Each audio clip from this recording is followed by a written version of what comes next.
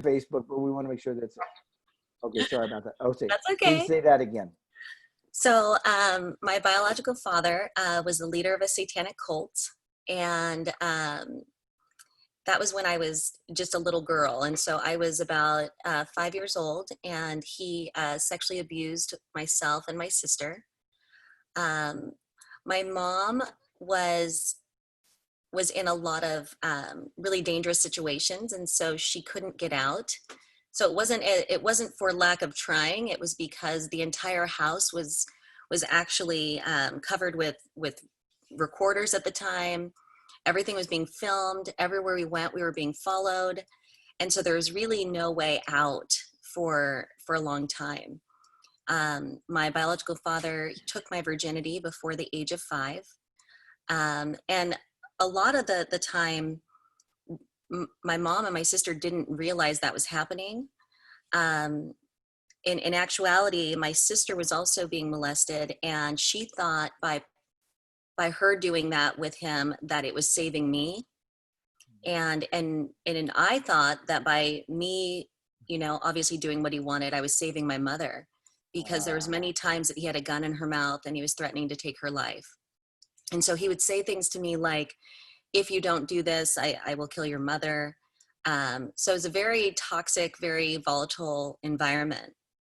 And then additionally, there was drugs everywhere. There was people in the house constantly having sex in my bed, in my bunk bed. And so when I would go to sleep at night, I couldn't go into my room. I'd have to go, back outside into the couch and lay there. And so it was a very volatile environment.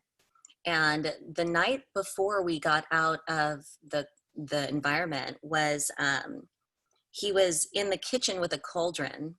And I know that sounds like make believe. It's very weird and odd. And he was actually making a spell, and his spell was in order to sacrifice my sister and I to the cult. And what that means is it's a sexual sacrifice, and they can do whatever they want to us until until we either pass out or die. And that was the sacrifice that he was preparing for.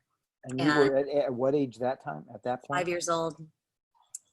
And so my mom had a member of the cult that was able to get her out that morning before he was able to put through the spell or finish it, or obviously allow us to be in that situation.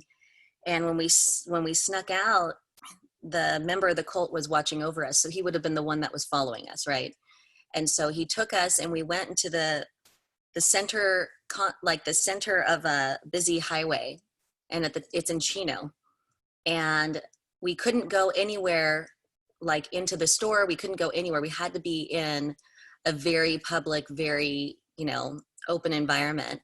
And my grandparents picked us up, took us to their home, and literally with just a few days before my 6th birthday, we were taken into witness protection, my sister and I. My mom had to earn her rights back as a parent. And the whole process started with going through the court system, and my biological father was eventually incarcerated for 7 years. And I went through 9 different foster homes during that time and separated from my sister. And so it was a very unique experience. Obviously, it was a very traumatic experience.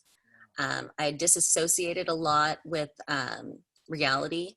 I had blocked out a lot because there was so many different, traumatic events that had happened at that point. Sure. But that was the beginning of my life. That was just the beginning, though.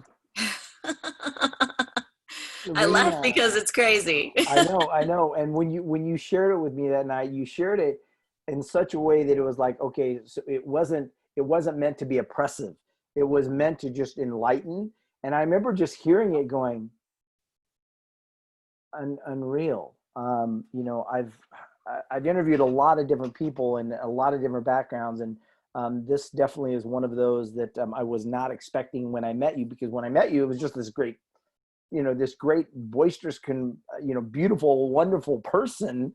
And I was like, this is great. And Kyle, and it was just like, everything was great. And I thought, what? wait, backtrack. Let me hear this again. And I remember just being blown away. So that was the beginning. Yeah. Where did you go from there?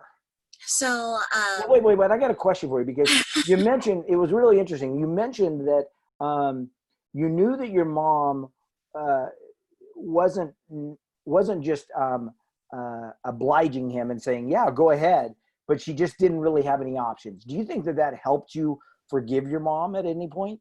absolutely. And it's interesting because my mom is my best friend now. Like, Oh, she is my best friend. I can't even imagine a bigger hero in my life. She's been through so much. And, she lost her father when she was 16 years old. She was a daddy's girl. mhm. And she, kind of went through just a lot of pain in her own life. And then having us exposed to that, just tore her apart. It was not something that she wanted. Right. And it was almost like she was, what I would say is, had a blindfold on, and it wasn't that it was intentional. She was really under his spell, and Mhm. that's a very very dark environment to be in, Yeah. and it's almost like you're brainwashed Yeah. through the whole process. Wow. So Wow. we all had to go through a lot of therapy to kind of reverse all of that. Mm, mm. Like, in my mind, I thought it was normal what I was Right. doing, Right. because I didn't know, at that point as a child, what was not normal. Yeah. How is your sister today? So my sisters had, it's interesting. My sister and I have very similar paths, like paths in our lives, and our journey kind of um, really is similar in many ways, but we both responded very, very differently. Yeah. And so you can see in both of our responses, there's options for looking at us as like, she went one way and I went the other, but the truth is that we both healed in different ways, Mm, and we also both have obstacles because of what had happened to us that still impact us today. sure. Sure. So what was the from that moment in your life, that portion, what was the greatest learning looking back on that you took from that experience? Oh, I didn't, I never looked at any, like, I never wanted to be a statistic. I always wanted to prove everyone wrong. And a Mhm. lot of the things that I believed at that time was, nobody wanted me because I was in so many different foster homes. I didn't Sure. understand why this happened to me. And as I got older, I realized that it wasn't about nobody wanted me. It was about, when you're in the witness protection program, they keep moving you when somebody finds you. Uh, And so it changed my perspective as I got older, that people mhm. did want me. And that's why I was moved to so many different places. And I look back and I look at the life that I was in, and I don't regret it one bit. I look at it as like, this made me completely a much stronger person. You cannot break this woman right here. Okay. Like, Love it. and that was just the beginning. So, like, Yeah, yeah. there's so many moments in my life where I'm just like, okay, Right, God, bring it on, baby. right, right. So let's talk about some of those moments. I mean, we'll save the most recent one, but Yeah. what some of those moments that transpired after that point? Let's talk about some of those. So I would say, one of the places that I was in was with a family member, and um, unfortunately, she was going through a lot at the time. She had her own kids, and she took my sister and I in. And that doesn't excuse what happened, but I'm just giving you an outline. Sure. Um, and she didn't know how to handle me because I was so out of control at that time. Mhm. And so she believed in cruel and unusual punishment. And one of the most, I would say, influential moments that was also really devastating for me was, I was, when I say cruel and unusual punishment, I'm going to explain. So bear with me. Sure. I was about, gosh, 7 or 8. No, I was probably almost 9 by this point. And I'm in the bathroom and I have the shower running, and I decide that I'm going to make mouthwash commercials in the mirror. And I pull my shirt off, and my shirt is like stuck on my head. You know how when you're 9, it's kind of a fun, cute Mhm. little thing. Right. And so that's my hat, and then I'm literally, undressing. So I have my panties around my ankles, but I'm standing there making these little commercials in the mirror with the mouthwash. Mhm. And she's wondering what's taking so long.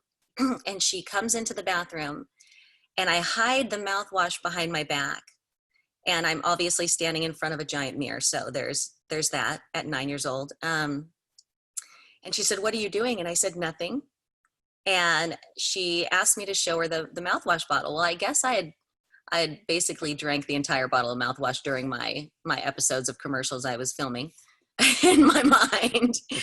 And she was so angry at me that she actually pulled me out of the bathroom and made me stand in front of the bay window facing the street with my shirt on my head and my panties around my ankles. And it was humiliating. And at the same time, my cousin had his friends. They were over and they were moving things in and out of the house, passing that bay window over and over again. And I stood there for 30 minutes with my shirt on my head as a 9-year-old little girl and my panties around my ankles.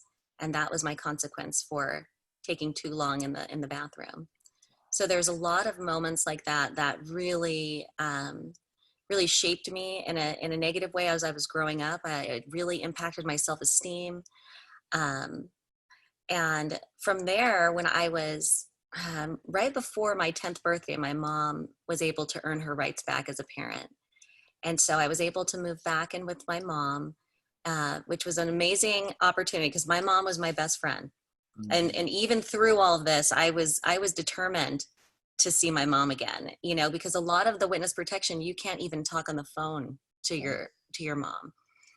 And the problem is that because I had been through so much trauma and through so much, experience by that age, I was rebellious.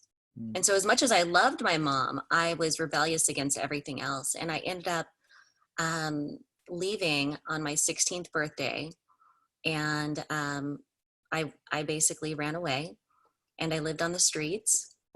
And I enrolled myself into high school. And so Okay, so let's stop right there because people say they live on the streets, right? And I mean, yeah. I lived in a car. I never lived on the streets. I lived in a car for many months after my daughter died. I understand that. But when people say they live on the streets, I don't think people really understand what living on the streets is. Can Yeah. you explain what that experience was for you? So in the beginning, I was able to bounce from house to house from friends' houses and until that got really old. Right.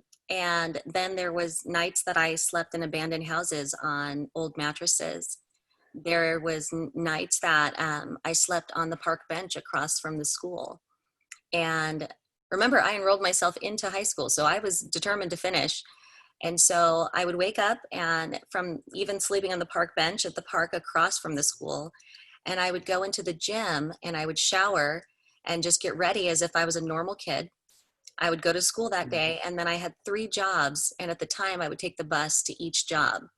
And the only way that I was able to actually survive all of that in the fact that I didn't have any food or is because I was also, using drugs at the time. And so that was my survival mechanism. Not that it excuses what I did, but it was definitely the driving force of me being able to stay up all night to get my homework done and to go to school the next day. What was the most difficult part of that time for you? Oh, which part was there's Yeah, so many parts. yeah, Um, being on the streets as a 16-year-old girl, you put yourself in a lot of very dangerous situations. yeah. There were many times that I would be in fights with men. I was raped twice when I lived on the streets. One by a 50-year-old man, and I was 16, and another by a 22-year-old man. And so it was a hard time for me because I felt like I blamed myself a lot for putting Mm, myself in that situation, and so you don't fight back in some situations because you feel like exposed, you feel like you deserved it because you put yourself there. And so there was a lot of obstacles growing up that I had to learn my worthiness and Hmm. my value over time. How did you ever get to the point where you could trust a man again? However, Well, I'm still struggling with that one. I bet. I mean, and I can say rightly so. Yeah, because now I have other recent situations that Right. added to that. So, So, but I mean, at some point you got married. So at some point you found a way to forgive, understand, and accept a man's love on one level or another. well, and the biggest But thing is how? I know that forgiveness is for me. So to be honest, I forgave my biological father for what he did. I forgave the men who hurt me for what they did. And I actually forgave myself, which was a big part that I didn't understand until I was in my 20s. Amen. That part of forgiveness of others is also self-forgiveness, Yeah. because I blamed myself a lot for putting myself in those situations. And so I had to actually face myself and look at myself in the mirror and envision myself as a little girl. And would I talk to that little girl the way that I talk to myself, and the negative things that I say to myself? Would I say that to that little girl? Never. Right. And so I was a single mom at 21. Um, and then I ended up marrying my first husband when I was 23. And I had my daughter at 25. So I was rolling. I was just, trying to climb the corporate ladder. I graduated high school, which was a big deal. And I was really climbing that corporate ladder. But I also was living in a world where I thought that this is what I was supposed to do, to Mhm. show and prove to everyone that I was doing it right. Right. And I was really unhappy in that marriage. And it was, I was really young and I had a lot of healing to do. And so I left my first husband with my son and my daughter. And that's when I met Kyle. Hmm. So let's just recap so the people that are watching, raised in a satanic cult that your father was the head of, Yes. um, for 5 years, Hmm. molested, everything else, you and your sister. Yeah. And then there's an escape because he's planning on sacrificing you and your sister to the community so they can do anything they want to you. Correct. And you escape. You are taken away from your mom because of the situation. And then you're living from foster home to foster home, foster home. And, uh, and then you end up leaving and going on the streets and living in Yes. abandoned houses and everything else. I just had to make it Uh, worse. right, right, yeah, yeah. I mean, you go, well, we jump from the frying pan to the fire, but I get it.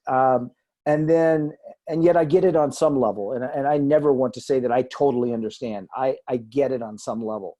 But, and then now you enroll yourself in high school, you're living on the streets, you're living in a park bench, wherever you can. And and then you fast forward, you get married and you have a couple of kids, and then you end up leaving that marriage. Yeah. And then what? Well, then I fell in love with Kyle. And Kyle was like he was very charismatic. Um, he was very like deep and really pulled out a lot of the things that I needed to work on and healing, and taught me that sex is not love and sex is not affection. And he taught me a lot about myself and my body and learning to love myself. Hmm. Um, but also definitely made a lot of mistakes. And so we were together for 2 years before we got married. And then 2 weeks after we get back from our honeymoon, um, a woman walks into my office. I was a VP of marketing at the time and at a large corporation in Temecula. And I was in the executive suite.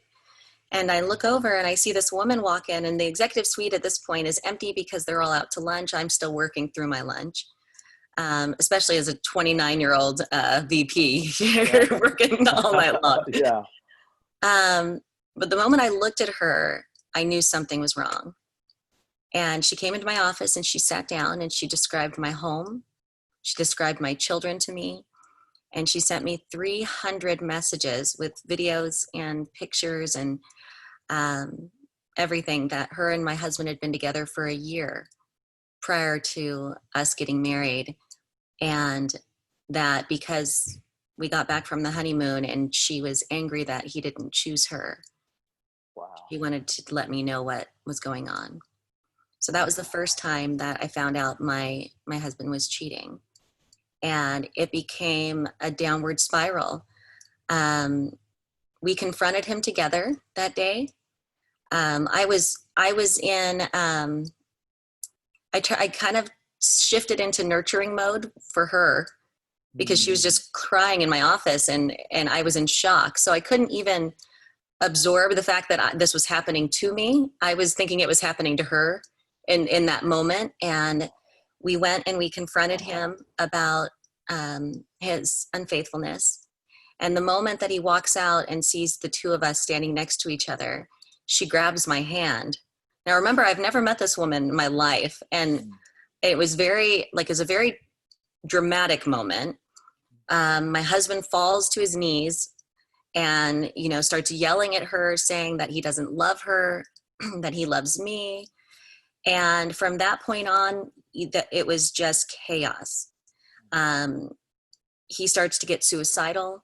I'm trying to continue working, and he calls me in the middle of the day, and he had been drinking, and then also took some pills. So wait, you go from this confrontation in your office to go back to work. Well, yeah, I had to go back to work, and I was a VP of marketing. I couldn't not work. And so I didn't want to go home and deal with that. Right. I literally was just like, and at this point I hadn't told anybody because I was super ashamed of what had just happened. I literally just got back from my honeymoon, and we had a blended family together. His son at this point is only 2 years old. My daughter was like 4 or 5. My son was like 8. So I was really in like holy shit mode. I was like, but I mean, you've got this all dumped on you, all these pictures, all these things, and yet you have empathy for this woman that you've never met. Oh, absolutely. I mean, where do you think that came from for your ability to have empathy for her? I think it comes from being human. Like, I think that because I've made so many mistakes in my life. I know a lot of humans that aren't empathetic to anyone, much less somebody to the mistress. No, but like, think about like all of the things I faced in my life to this point. So you mean all of those things built you up to that point where you could be like I was very, very empathetic, and I'm very sensitive towards other people's feelings. And I put myself in their situation and understanding that it's not always about me, to be honest. And most people would think it's all about me in that moment. Right. But it wasn't. It was about what had happened in that moment. Was this woman was broken and came into my office after being with my husband for a year thinking that she was the one. And so in her mind, she didn't think she was stealing my husband. She thought that, in her mind, she was the woman, even though she knew of me. Right? Like, so there is a lot of psychological, messages that are going through my mind at the time, like, oh my gosh, who is this woman? But I wasn't angry at her at that moment. I wasn't really even angry with my husband. I was just hurt. Now I became angry, obviously, because that's a part of the process. But yeah, I had to keep going. So you just keep going back to work. You just keep going, and then when you get home, what was that like? Oh, well, that was fun. How do you not expose all of this when you have kids? How do you not just tell everything just falls apart in that moment, right? So I was really trying to hold it together. And a lot of my life, I've had to really push through some tough things. And so I think it really gave me a different perspective and a much more, different cadence and traction, that when I had hard things to deal with, I dealt with them a lot differently than most people would at that moment. Mm. And so days go on, and then he calls me drunk in the middle of the workday, and I'm trying to I'm trying to keep myself together. I can't lose my job. I'm a VP of marketing. I mean, like, it's a big deal. Wait, did you think about leaving at that point? No, Still, not I even a thought of leaving. no, my thought was, why didn't she tell me 2 weeks ago?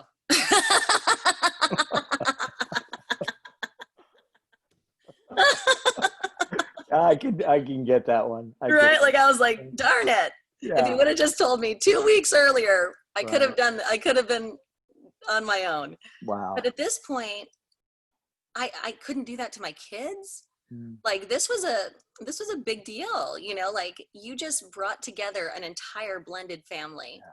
Your kids love each other. They're little, they're working together.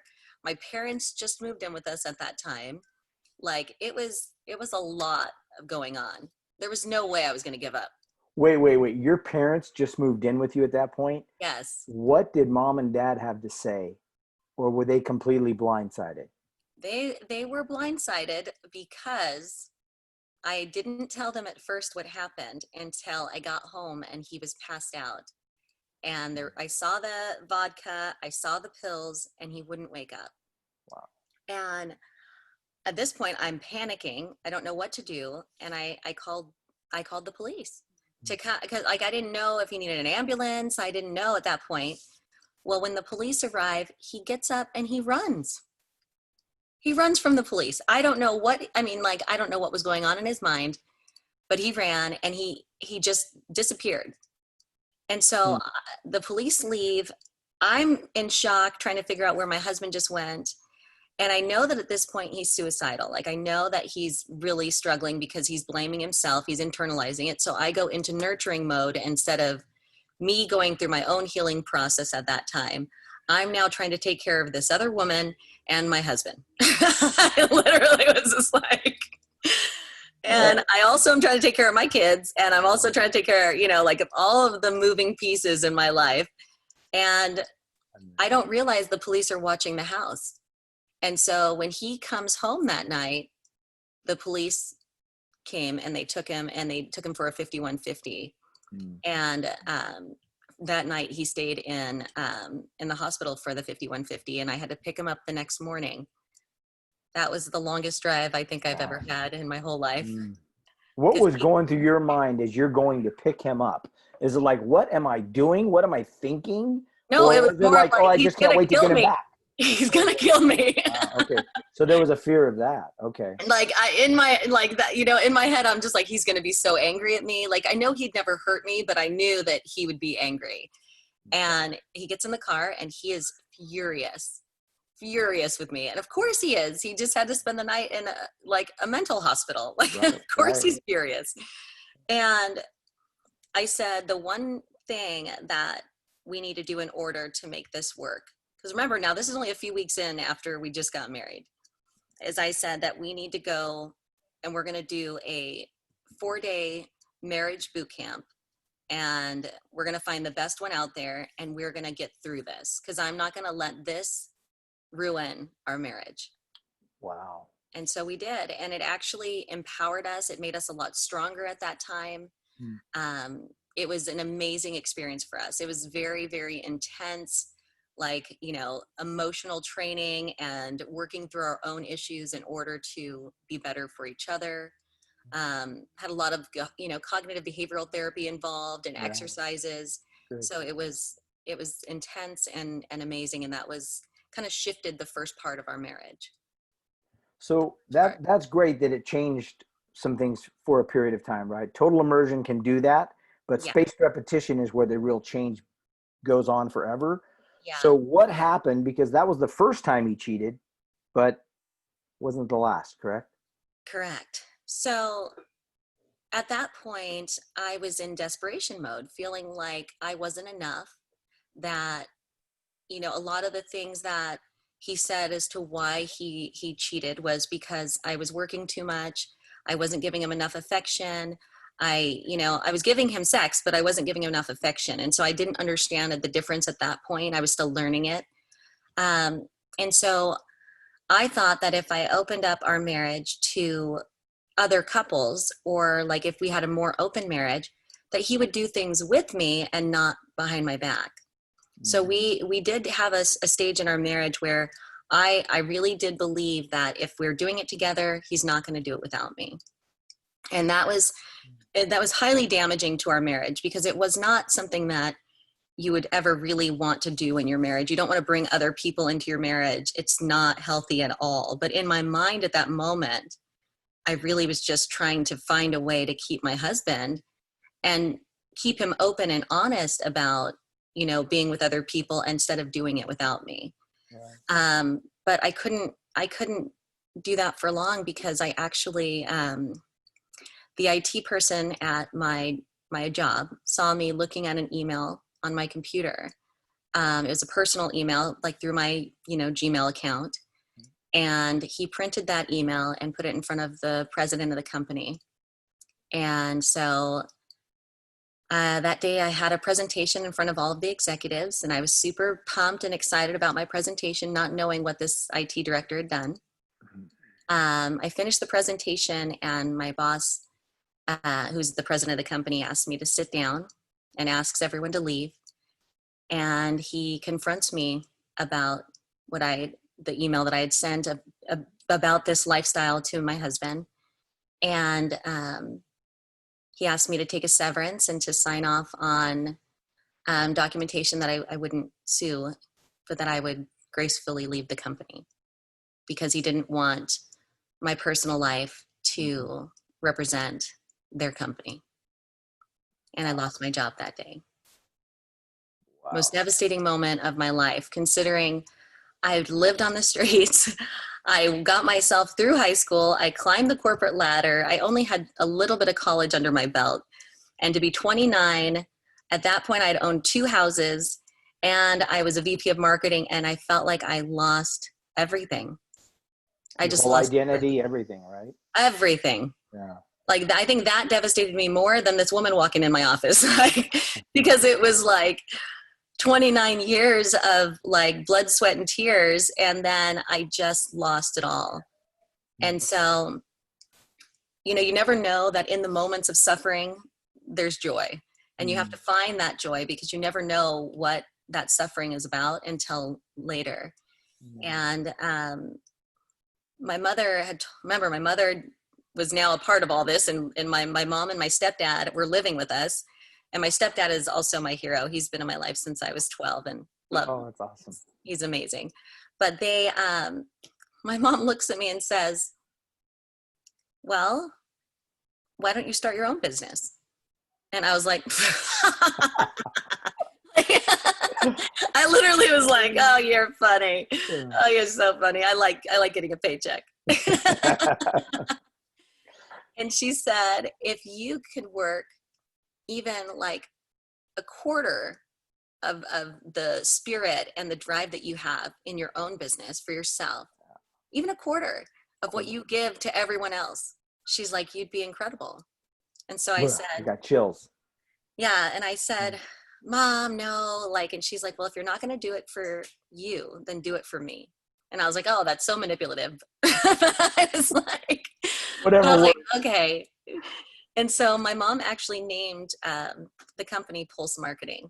That's who named the company. I love it. And at the time I was, I literally thought it was a joke. I was still putting my resume out. I didn't think that my company would actually grow into what it is today. Yeah. And it really resonated with me that I wasn't just doing this for myself. I was doing it for my mom, to prove everyone in my life that I was a fighter and I was going to make it through. And so my husband, at that point, we were in a healthy place after we got through all those obstacles in the beginning of our marriage. Sure. And he left his job and came and worked with me in the business. So we were, inseparable. We were the power couple. We were, building this business together. It was incredible. And then about 3 years ago, we go to a trade show in Las Vegas. And I typically didn't go to shows because he was in sales and I was behind the scenes. And this particular one, I just gone with him to kind of get away. And during the day, we went and we were by the pool.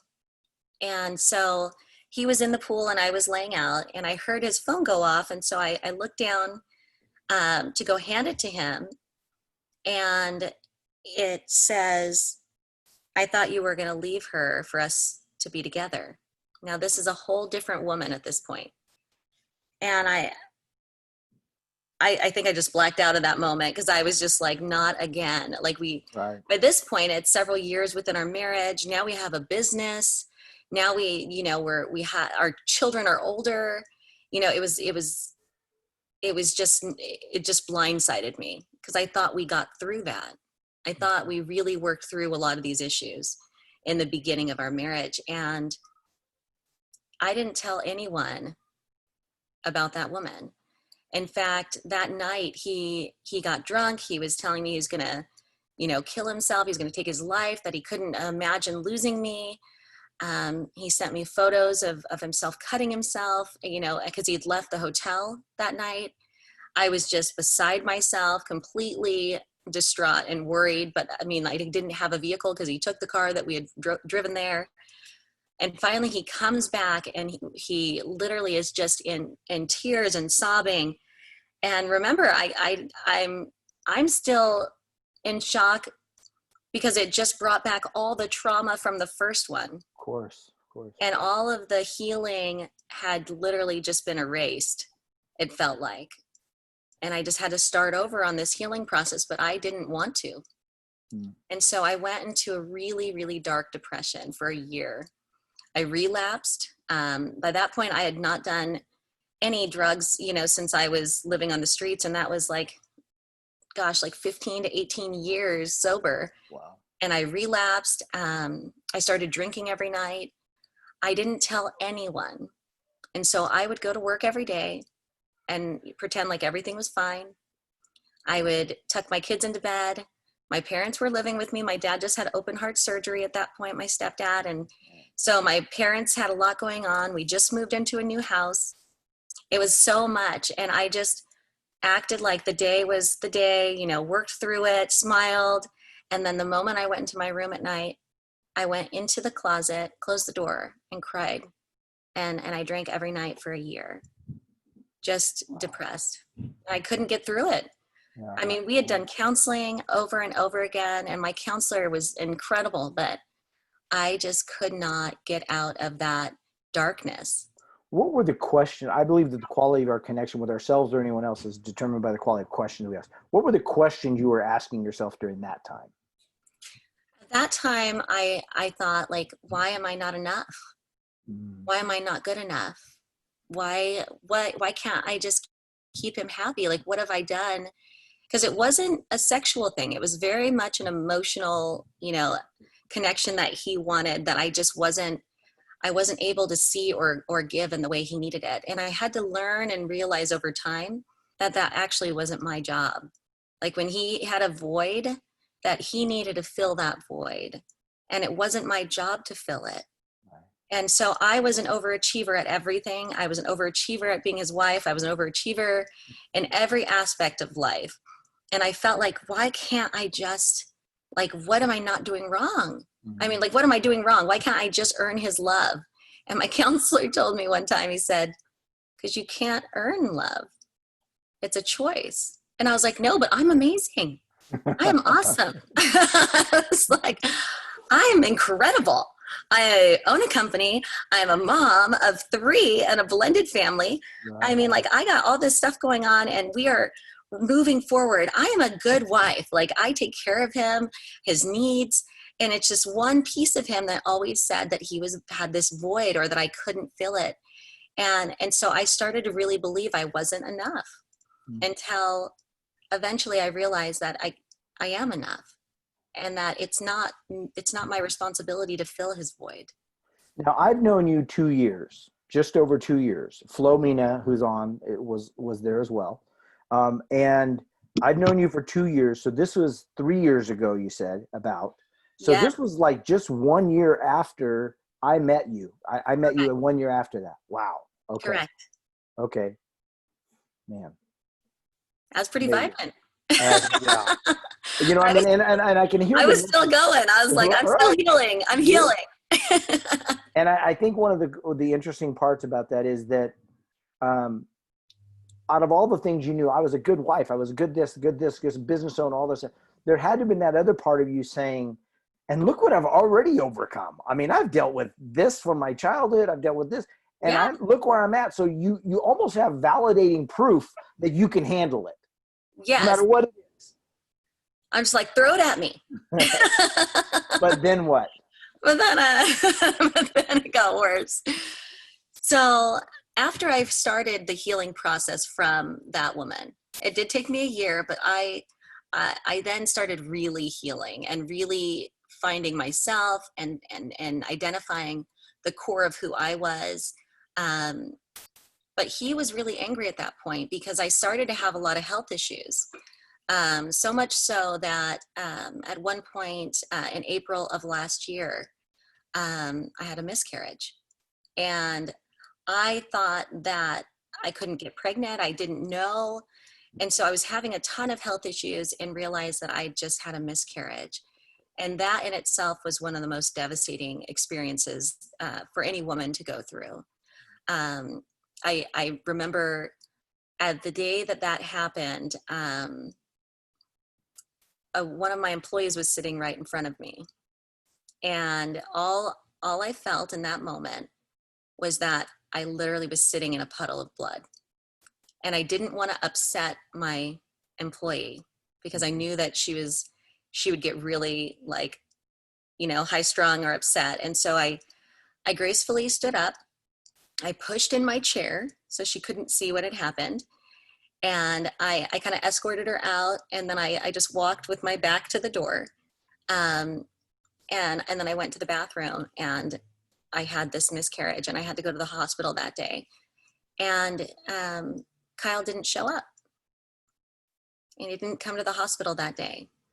And I remember that there was so much going on because we were still like, he had a lot of anger built up from the fact that I had gone through a huge depression, the fact that my body was breaking down because of just the amount of stress that I had put on myself.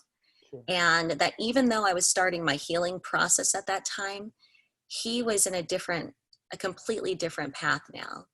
And at this point, we were together for 9 years, so like we had been through a lot, but I'd never seen this side of him. And it was a really angry side. And so a few months after that had happened, Did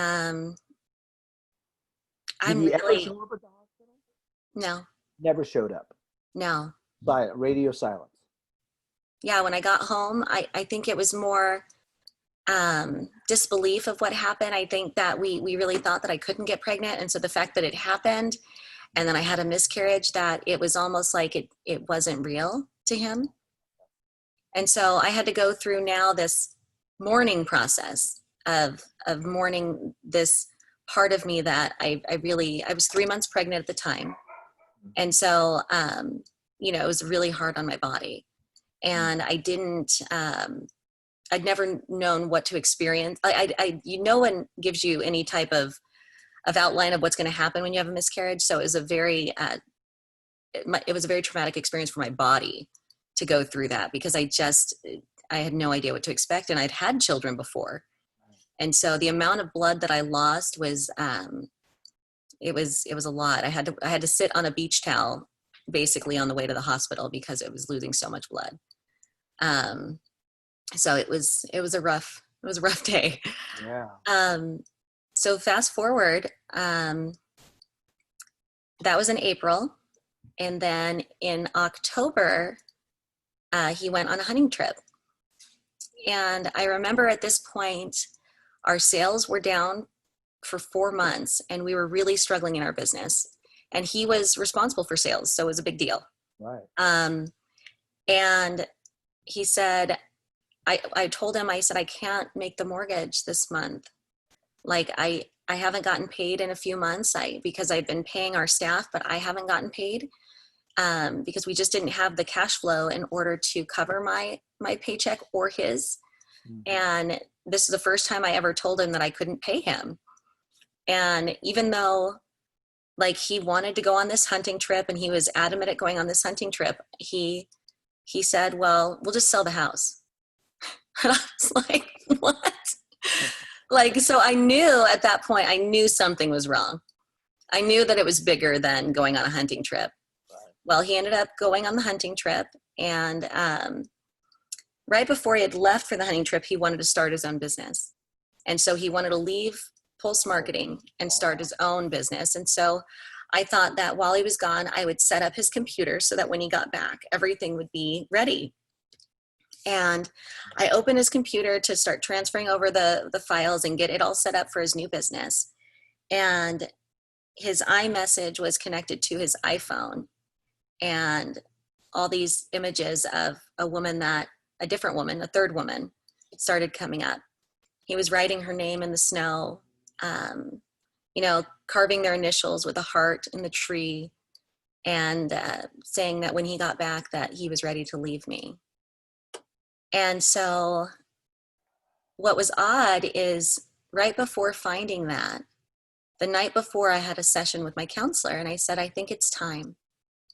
I knew something was wrong. And he goes, time for what? And I said, I think it's time for me to leave. I think I need to get a divorce. He said, what are you afraid of?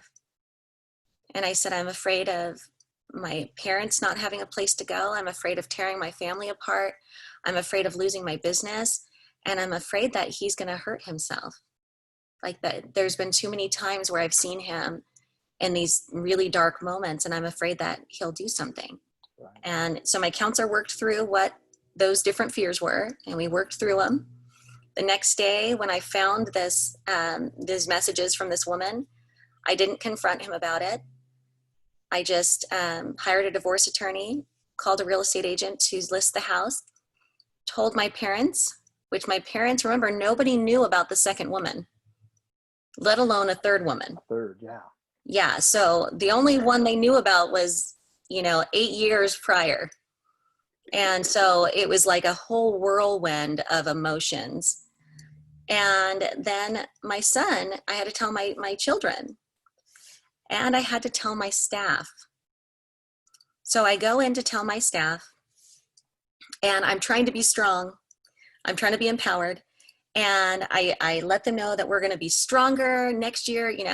2020 is going to be amazing. We're going to rock it. Like, don't worry. This is just like we'll get through this together. And when you say tell your children, you're also talking about, this is a blended family of 8 years. You're telling your children and his children from previous relationship. So I did not tell his child. That's the one thing I didn't do, because I didn't feel like it was my place as much as I was his mom. I told mine. Okay. And so I tell my staff, and then we end the meeting, and they're bantering back and forth. And I say, you guys, let's not gossip. It's already been enough. We've had enough to deal with. Let's not make this a big deal. And my son, who also works for the company, he's 18 years old. He walks in and he says, Mom, they're not gossiping. And I was like, what? And he goes, the employee that was sitting in front of you when you had the miscarriage, he's been with that employee. And he was with several other people. And I was like, you mean the one employee that just left the company what? And everyone in the company except for 2 people knew that they were seeing each other except for me. And my son said, I just didn't want to see you hurt, Mom. I didn't know how to tell you. And that just crushed me. And then it's still not over. Yeah. Then it still gets worse. So I pack up all my stuff. I leave before he even gets home. And we separate. When he gets back, the house is in order. We listed the house for sale. He moved into Canyon Lake. I moved just like literally in Wildemar, just down the street. And then when I left in October, I was healing, and I was starting to feel like this blindfold came off and I was vibrant. Mm. I had to really separate myself from him because I couldn't watch this downward spiral that he was, going in. Sure. He started seeing multiple women and, just kind of living, this crazy lifestyle. And on March 27th, I get a call, several calls. I get a message from him in the middle of the night that says, "I'm so sorry for ever hurting you. And I'm so thankful for all the memories that we shared."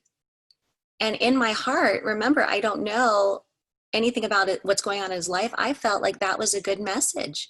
Like he finally acknowledged that he did something wrong and he's saying, "I'm sorry." Like maybe he hit rock bottom and he's going to be changing now.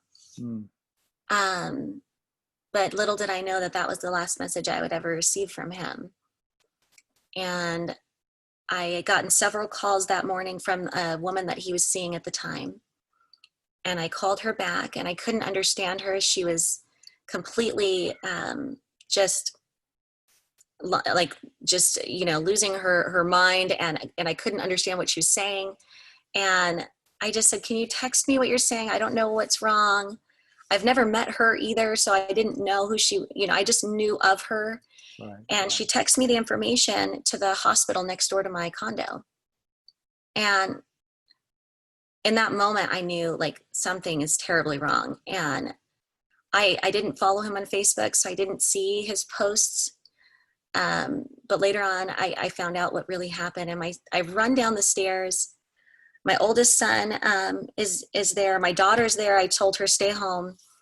And my oldest son and I run to the hospital. Literally, it took us 3 minutes to get there because that's how close it is. I'm in a state of mind where I'm like, we're still married. We had not finalized the divorce. And as much as he has hurt me, I still love a man like the man that I was with for 10 years. We've been through a lot. We had a lot of good times as well. And so in my heart, I was just confused as to what was happening. And I get to the hospital. COVID-19 had just hit, so the hospital was empty.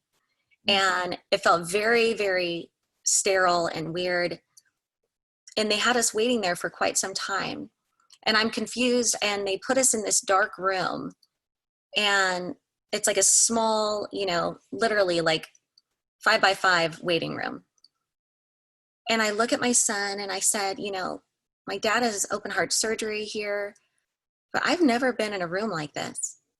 And my son's like, "Just be positive, Mom. Like, just be positive." And so I was like, okay.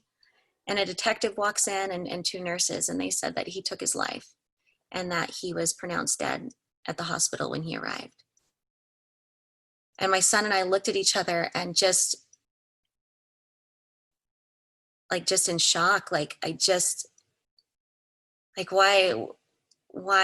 didn't he reach out? Like, why didn't he tell us he needed help? He knew that we were like, it wasn't like so angry to where he couldn't talk to us. Right. My son just saw him the Sunday before, and they had the best day fishing and an amazing day. And he thought, he had broken up with this woman that he was having problems with at the time. And my son was really proud of how far he had come, and he had a new job.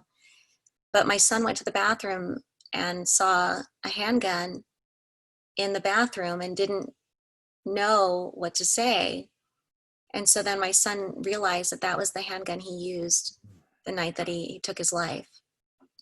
And the night that he took his life, he sent me that message at 3 a.m. He had the woman that he was seeing, he had her over, and she fell asleep, and he was looking through her phone, saw that she was with other men, got really upset, started to spiral out of control. Drinking was involved, so he wasn't in his right mindset. And when she woke up, they started arguing. She called the police. She had her 4-year-old daughter with her at the time. The police arrived at the house. Her and her daughter went outside to talk to the police. The officer came into the home, and the moment the officer stepped into the home, my husband shot himself in the head in front of the police officer. And on his mirror in his room, he wrote, "I am enough." And so the whole time in our marriage, when I thought I wasn't enough, it was because he thought that he wasn't enough. Wow. So it's been a journey. Serena, I knew you had strength. I knew you had courage. I knew you had passion, empathy, all of that. But to this degree, I had no idea. And I just want to, before we open up for questions, I just want to tell you one. As a man, I apologize for everything that any men have ever done to you on their behalf, because they're not here to say it and they probably wouldn't, but I am. And so I just hope you'll receive it as from them on their behalf. I just want to apologize and tell you how much you are so more than enough and so valued and appreciated and respected for how you've handled things. And I just want to tell you, I love you and I appreciate you. And I'm grateful for the impact that you're going to have in this world. And I know that this story is not done. And I know that this story has an amazing ending. And that this product, the ending is going to be a byproduct of all of the things that you've been through as what I call price paid. So thank you for being willing to pay that price. Thank you for allowing me to share my story. Absolutely. So I'm going to open it up, guys. You know, we only have a few minutes left, but if anyone has a question, go ahead and raise your hand. We'll be more than happy to just be respectful of the question and be respectful of the time. But if you have a question, go ahead and ask it. Raise your hand. Okay, there we go. Oh, well, Cindy just gave a thumbs up. Cindy, I'm not sure if that's, I want to ask her a question or just thank you. Yes. Okay, let's go with Donna. Go ahead and bring yourself on. Hi, thank you so much. Oh my gosh, my heart is like breaking. This has been an incredible conversation. And the question that I have for you is, when you said that you realized that you were not good enough, or you felt like you were not good enough, but that it wasn't your fault to fill his void. Like, how did you come to the realization of that? Like that, it seemed like a pivot point for you. So I was just wondering, like, what process did you work through to realize that? Well, I've done a lot of counseling, obviously. I wouldn't be so healthy if I didn't.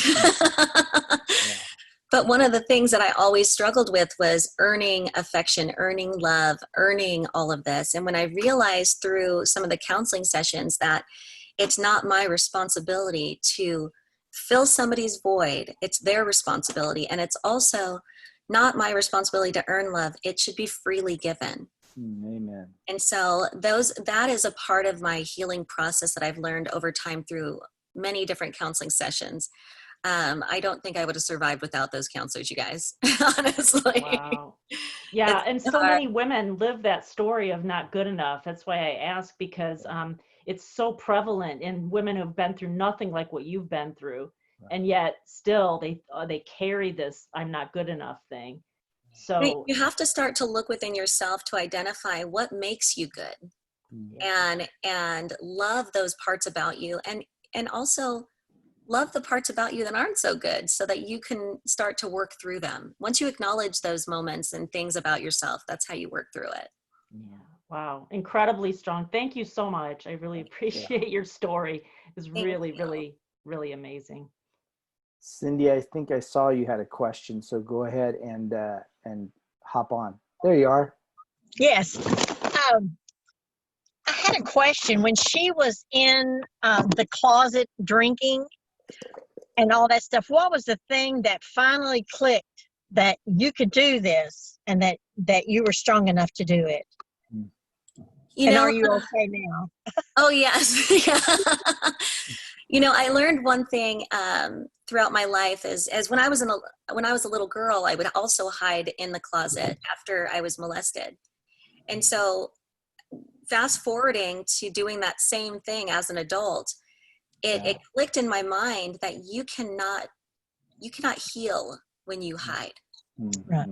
And when you hide behind your Facebook feed, when you hide behind this, fake smile or perfect life, when you hide literally in the closet, you cannot heal when you hide. And so I think that was a pivoting point for me in order to realize that I needed to share my story in order to heal. Yeah. Love that. And thank you for that too. That's Yeah. a powerful, powerful story a lot of us can use. Yeah, definitely. Thank you. Yeah, one of the next level pillars that I talk about a lot is avoidance is not the same as resolution. Yes. And but I love the way you said that. Could you say that again? You Yeah. You cannot heal when you hide. Love it. Yeah. Beautiful. Beautifully Beautiful. said. Beautiful. Yes. Thank you. Thank you. All right, Flo, I see you have a question. Go ahead and come on. There's Flo. Hi. Hi, Serena. Hi. Thank you for sharing. Oh my gosh, just so many things that you had touched on. I love your self-love, that you realize that you have to love yourself, and even forgiving yourself. So what's next for Serena? What's Yeah. next for you? So after all these years, I've had mentors and counselors, my mom, everyone has told me I need to write a book. And I've decided to start writing a book so that I can help others that are struggling through many of the different same experiences that I've been through. And then I'm also really nervous about this, but I know that if it doesn't scare you, then it's not challenging enough. So, but my next step is hopefully that I can be a speaker and share my story with women and people all over the world that can learn and heal from it. Awesome. Awesome. And just one little quote that just came to mind when you were saying that. My advice is, or just not even advice, just it just came to mind that when you get nervous, focus on service. Oh, That I was love just that. I love so that.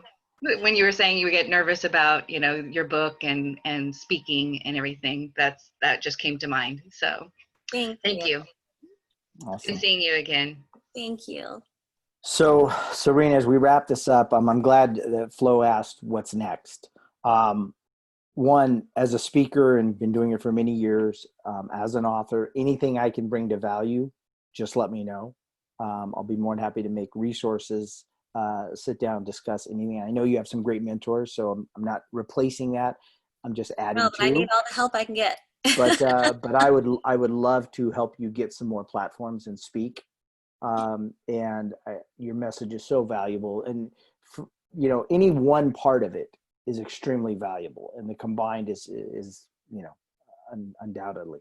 So let me know how I can do that. I'm going to add you to the Facebook group of Next Level by Association. Wonderful. And I'm going to give you access to the Conversation That Matters Facebook group as well, because I think both of those will give you some greater insights and some greater interaction with some people that will need to hear your story, and that I think can maybe benefit from you, but also maybe be a resource and a benefit to you. So both of those will be adding. So just look for the invitation. You can and then just accept if you choose to. And so do you have a website? I mean, I've seen some of your posts recently. It was really cool. Some of your interactions and some of your posts. What's the messaging that you want to give out right now? Well, I have a website for our marketing agency, but not for me. Okay. And so I'm really working on trying to identify like my next steps, of course. Okay.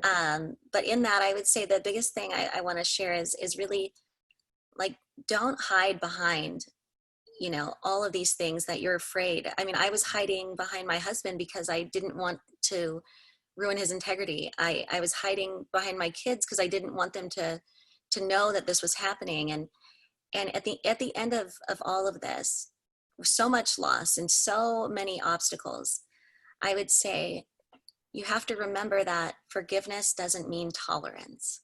Amen. And so moving past that and understanding that you deserve and you are worthy of more. Amen. So that would be my message. Wow. Well said. Well said. Serena, I've said it before. I love you. I am so appreciative of your impact in this world. and I'm grateful for you hopping on and sharing your story with us. We will have more of these interactions, and the conversation that matters is a whole nother platform that we're doing. We just did a Black Lives Matter this last week, 2-hour with panel of people, amazing people. We're going to do some on drug addiction. We're going to do some on suicide. We're going to do some on human trafficking. It's going to be. I could be on most of those. I'm just going to say, it's like, okay, should we just have her as a repeat?